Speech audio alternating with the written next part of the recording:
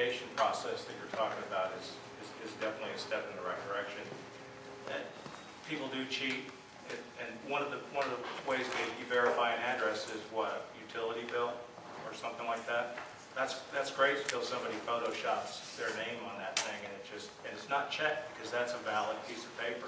You do check the affidavits, and I'm honestly not saying that I want to turn this into a police state with, we're checking every kid, as they come through the door and where do you live and stuff. But maybe a midterm check might be that's a great idea.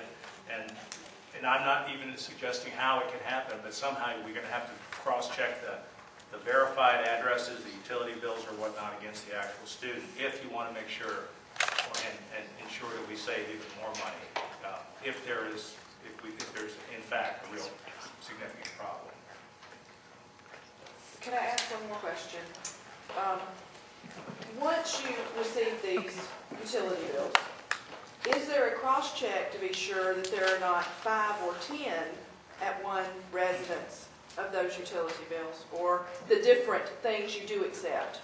Well, actually, that's a county issue. I mean, there are rules and regulations as to how many families can live, and we have a number of county commissioners here who can verify that. That's not what I'm saying. What I'm saying is if they are bringing, one person's bringing a phone bill, one person's bringing an electric bill, one person's bringing a lease, and you have... the same address. Oh, that they have phony addresses on them? No, they're all at the same address. Oh. I understand what you're saying, but I mean, it's not logical that you would have 5 to 10 people living at one address. So my question is, where is the cross-referencing? Well, is there a cross-referencing? All of this goes in, yes, all of this goes into a data system. As a matter of fact, one of the things that we are considering doing now with the beginning of the new school year is cross-checking license plates to the kids who are being dropped off. A car pulls out. We can't search those cars coming in to make sure that those families or those children are with mom or dad. But what we can do is at the beginning of the year, Tom and Mary will have certain license plates associated with them. And we can check that, and that would be a new process for the beginning of the school year.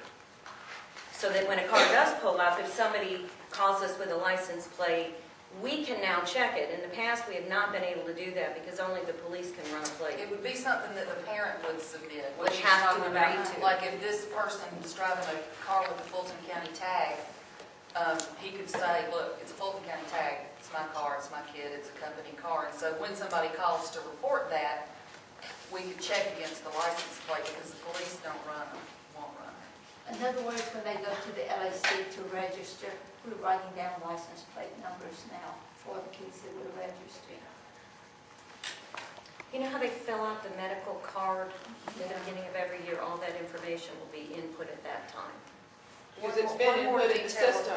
It's been input in the system for a while. I just wondered if there's cross-referencing of all this information to see if there's more than one student that are not in the same family at a different address. I mean, at the same address. Well, the other thing is that an adult, a parent or guardian that's properly documented with identification has to register the child, and that information, the name and address that you would find on the power bill, has to match that person. So there couldn't be a lot of different adults unless they were really getting elaborate with the photoshopping and all that stuff. But you know, people are going to cheat as creatively as you accept different types of things, not just the power bill. That's why a lease, a deed, a lease, a deed, title.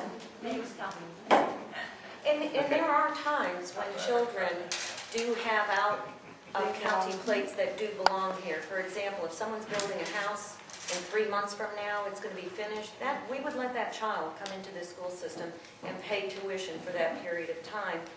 We need to move on.